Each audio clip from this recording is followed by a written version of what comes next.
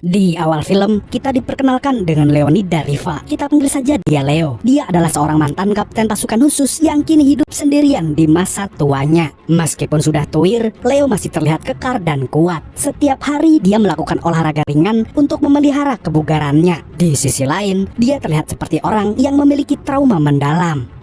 Hari itu Leo kembali datang ke markas militer, lebih tepatnya psikiater militer. Dia meminta tambahan obat penenang karena miliknya habis. Sepertinya Leo memang memiliki trauma yang begitu berat. Vorrei stare tranquillo quando Una soluzione diversa, altrimenti mi diventa impossibile.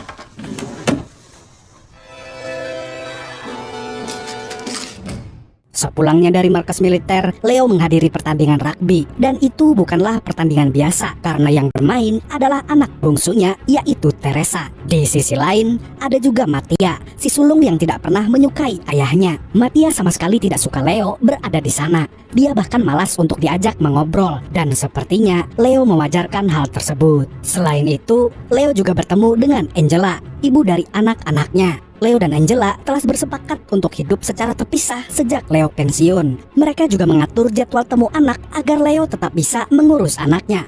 Namun, sejauh ini Leo hanya bisa bertemu dengan Teresa karena Mattia tidak peduli dengannya.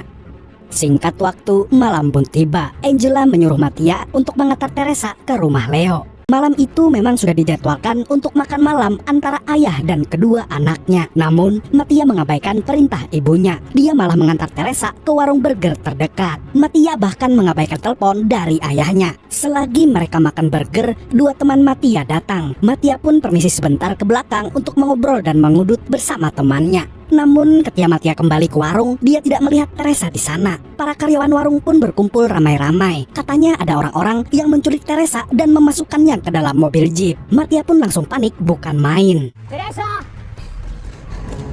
Teresa! Mattia yang sedang panik itu pun tidak punya pilihan lain selain menelpon ayahnya. Di ujung telepon, Leo sama khawatirnya dengan Mattia dan dia menyuruh Mattia segera menelpon polisi. Tak lama kemudian, Leo langsung mendatangi tempat kejadian. Begitu juga para polisi yang dipimpin oleh Kapten Basilio. Ketika mereka sedang menunggu tim forensik datang, tiba-tiba ada laporan bahwa mobil mencurigakan terlihat melintas di jalan. Leo yang mendengar itu pun tidak tinggal diam.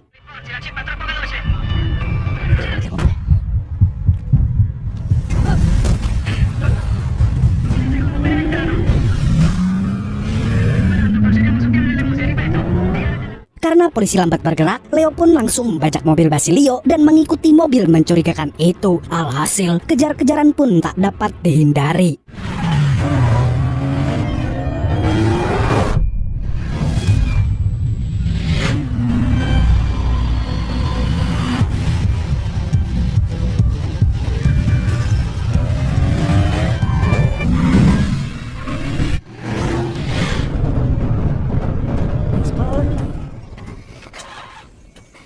Ketika mobil jeep itu tiba-tiba mogok, Leo langsung menghampirinya dan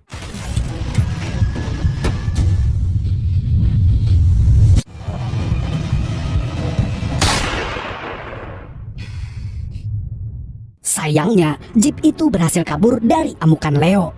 Sementara itu, Angela juga mendatangi tempat kejadian. Dia terlihat sangat syok. Di sisi lain, Basilio dan timnya menyelidiki latar belakang Leo sambil menangani kasus itu. Anak buahnya memperlihatkan catatan tentang Leo selama di militer. Berdasarkan catatan itu, jelas bahwa Leo bukanlah tentara biasa. Basilio merasa bahwa Leo adalah orang berbahaya yang harus dihentikan. Saat semua orang sibuk panik, Leo bergerak sendiri. Dia menemui seorang waria yang merupakan pengedar bubuk magic. Dia ingin menanyakan sesuatu, tetapi dia malah menyangka Leo adalah seorang polisi yang menyamar. Waria itu pun langsung memanggil para preman yang berada di situ. Leo masih berusaha menjelaskan kalau dia hanya butuh informasi, tetapi mereka tetap menyerang Leo dan inilah yang terjadi.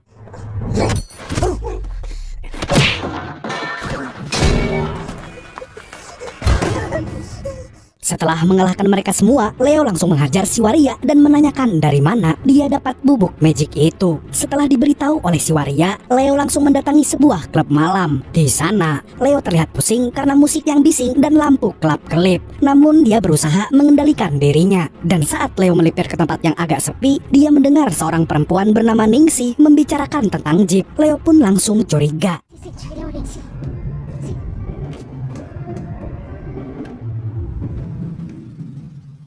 Sementara itu, si Ningsih mendatangi sebuah gudang dan bertemu dengan teman mabar ML-nya. Dia adalah si Otong. Otong memberikan sebuah tas berisi uang. Mereka pun terlihat sangat senang. Namun tiba-tiba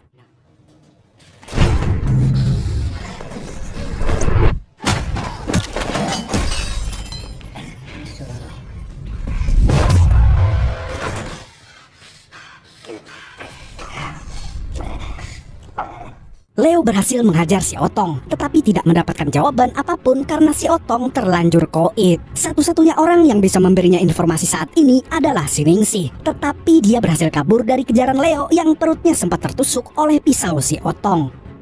Sementara itu, Mattia yang merasa bersalah atas penculikan Teresa pun mendatangi Basilio. Dia bertanya apa yang bisa dia bantu. Namun Basilio hanya mengatakan agar Mattia menemani ibunya saja, biar polisi yang bertindak. Tak lama kemudian, polisi mengidentifikasi mobil Jeep yang diduga mobil penculik. Mereka pun langsung bergegas.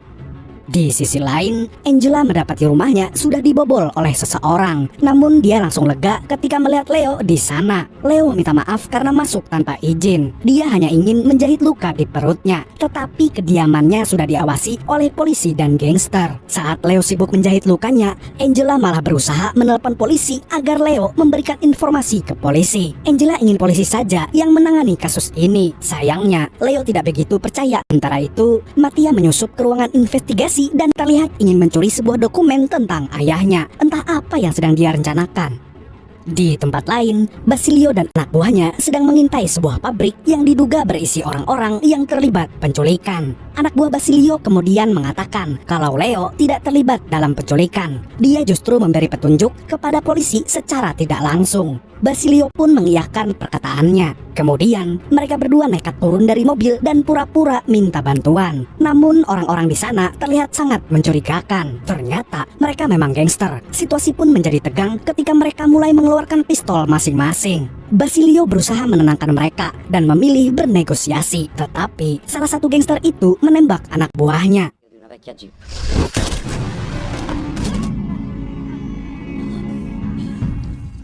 Para sniper utusan polisi pun langsung menghabisi mereka. Sementara itu, Leo bertemu dengan mantan rekan sekaligus sahabatnya. Dia adalah Agus Nganju. Agus pensiun karena kakinya buntung saat menjalankan misi. Agus segera membuka alat pelacak lokasi miliknya. Dia menyuruh Leo menelpon ke sebuah nomor. Nantinya telepon itu akan mengarahkan Leo ke sebuah tempat. Setelah itu, Agus pun langsung pamit kepada Leo. Pertemuannya dengan Agus Nganju membuat Leo mengingat kembali masa-masa terburuknya saat menjadi tentara. Dia pernah diculik dan disiksa oleh musuh karena tidak mau membeberkan rahasia penting. Hal itu cukup mengganggu Leo hingga dia tidak bisa membedakan kenyataan dan bayangan. Traumanya pun kembali menyerang. Dia melihat dan mendengar bunyi-bunyian dari masa lalu. Leo berusaha menenangkan diri dan fokus untuk menyelamatkan Teresa. Dia kemudian mendatangi sebuah rumah mewah berdasarkan lokasi yang dilacak tadi. Di sana, dia mengendap masuk dan ternyata itu adalah rumah milik bos mafia paling sangar, yaitu Samidi. Terlihat ada Ningsih juga di sana. Perempuan itu diikat ke kursi. Samidi kesal karena gara-gara Ningsih dan si Otong mereka terancam dikejar polisi. Karena itu, Samidi pun memutuskan untuk membunuh Ningsih.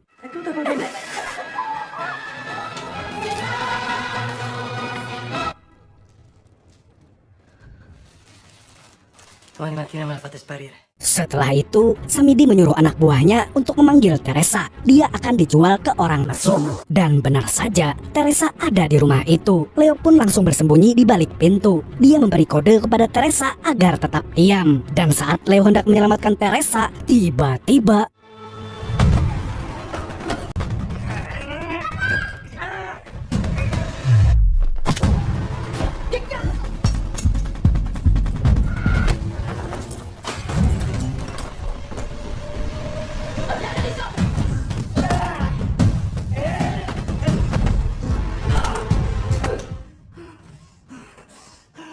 Kemudian Leo berjalan ke bawah untuk mencari putrinya. Tetapi dia harus berhadapan dengan anak buah Samidi yang lain. Leo yang sudah terluka parah itu dilempar ke kolam. In isolamento. Hanno uccisi quasi su. Di sisi lain, Mattia sedang menyaksikan video ayahnya setelah menjalankan misi. Video itu dia curi dari kantor polisi. Mattia terlihat menyesal karena telah membenci ayahnya. Ternyata dalam video itu, ayahnya memohon untuk segera dipulangkan ke rumah dan pensiun, bukan sengaja meninggalkannya. Mattia pun berkaca-kaca. Tak lama setelah itu, Mattia, Basilio, dan Angela mendapatkan kabar kalau Leo ditemukan dengan luka di sekujur tubuhnya. Sekarang dia dilarikan ke rumah sakit karena kondisinya sangat kritis. Mereka semua tampak sangat khawatir dengan berita itu. Mattia dan Angela pun langsung menuju ke rumah sakit. Di sana, Angela menceritakan kenapa Leo pergi dari rumah.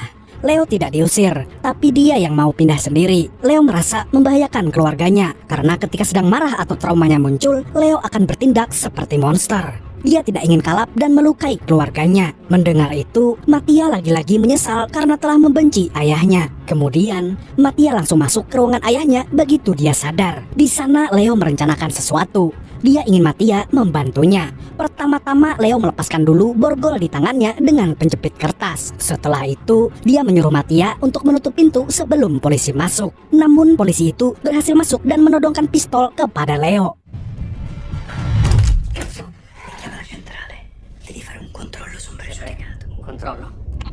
Ha un cognome operativo. Gianrico Sara, 5 Italia, essere andato in bancarotta un paio di anni fa, l'ultimo piano dello Dengan cepat, Leo membalikan situasi. Dia memaksa polisi itu untuk mencari informasi tentang Samidi. Setelah mendapatkan informasi, Leo berpura-pura menyandera Mattia agar polisi tidak menembaknya. Alhasil dia berhasil kabur dari rumah sakit. Mattia juga ikut dengan Leo. Di tengah jalan, Leo meminta Mattia turun dari truk dan menghubungi polisi. Dia ingin polisi tahu keberadaannya. Mattia pun mengiyakannya. Dia juga meminta Leo kembali dengan selamat. Domenica ci giochiamo la qualificazione in Serie A.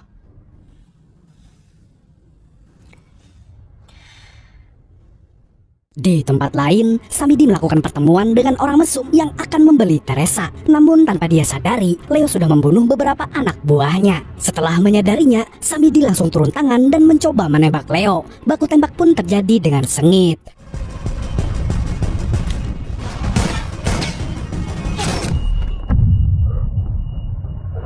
Dan Leo yang baru saja dioperasi itu langsung tumbang setelah menerima tembakan dari belakang. Samidi pun langsung mencekik dan mendorong Leo ke pagar pembatas gedung. Namun, justru dia sendiri yang jatuh. Leo pun berhasil menemukan Teresa.